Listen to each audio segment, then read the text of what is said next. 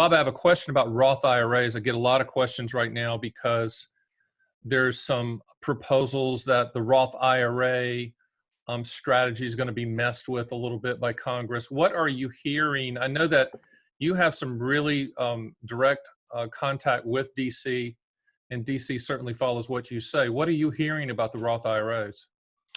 Well, of course, they got back into the headlines a little earlier this year when a website published some stolen IRS data and said there's one billionaire who had a $5 billion Roth IRA. I saw that. Wasn't that fantastic? For the people who don't know, there's a person that started a Roth IRA just under the same rules as me, you, and Bob, and he's grown it to $5 billion. So that made them mad because he followed the rules. Yeah, he followed all the regular rules, didn't do anything illegal or even under the table. He just bought PayPal shares privately when they're worth a few cents a share and held on to them. So now he has a very valuable Roth IRA.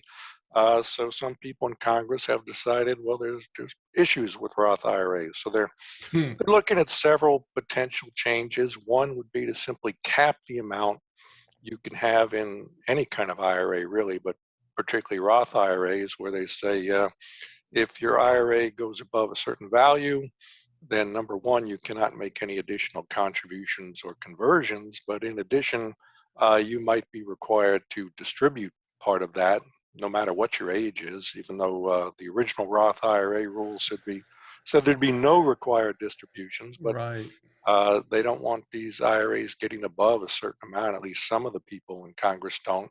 So they're proposing that. And then on the other end of it, there's the Secure Act 2.0 that's in the works, where they want to eliminate some of the front-end benefits of 401k plans. One of the proposals is that for employer matching contributions to 401ks after 2021, those would have to be treated as Roth contributions rather than traditional contributions.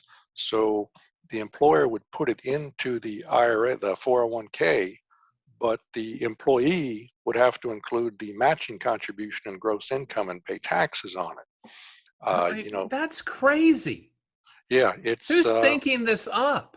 Well, the way it works is when they put benefits in the tax law, and there's a lot of benefits in the Secure Act 2.0, they have to, quote, pay for it by raising taxes in some other way. And that's why they eliminated the stretch IRA in the original Secure Act, is to pay for the other benefits.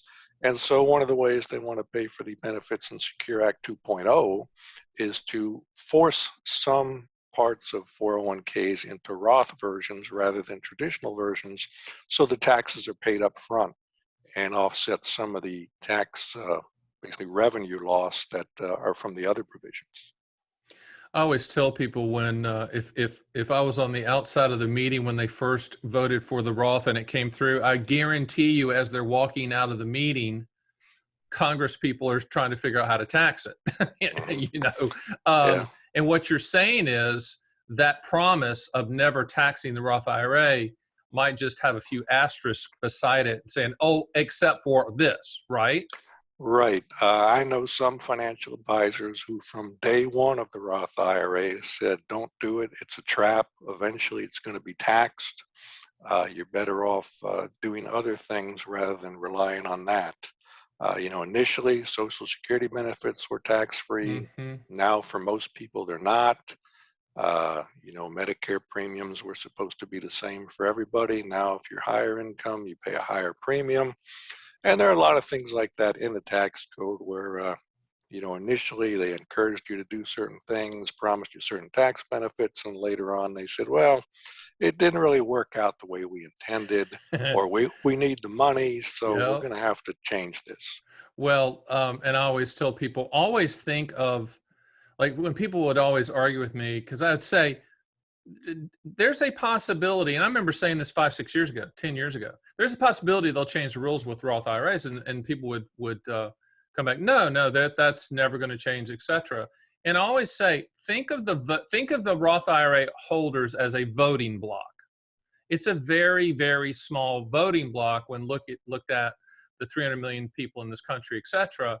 So the Congress Congress has no problem making that small voting block mad or framing that small voting block of Roth IRA holders as the evil rich. They could easily do that with the media's help. And it sounds like they're getting ready to throw that trial balloon out there to see if it sticks, right? It's kind of interesting, some of the dynamics of this, because I always felt the financial services industry were very powerful lobbyists and would protect the Roth IRA.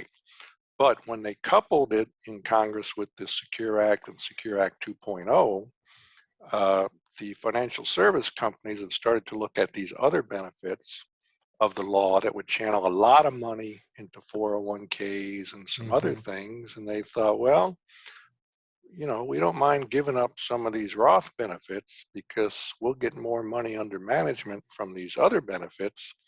So that's kind of what's happened is the financial services industry, which defended the Roths for a long time because it increased their assets under management, are willing to make this trade for 401ks or defined benefit plans under management instead of the smaller amount in Roth IRAs.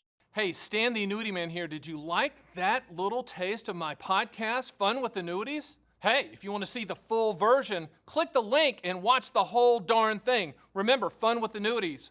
Living the reality, not the dream.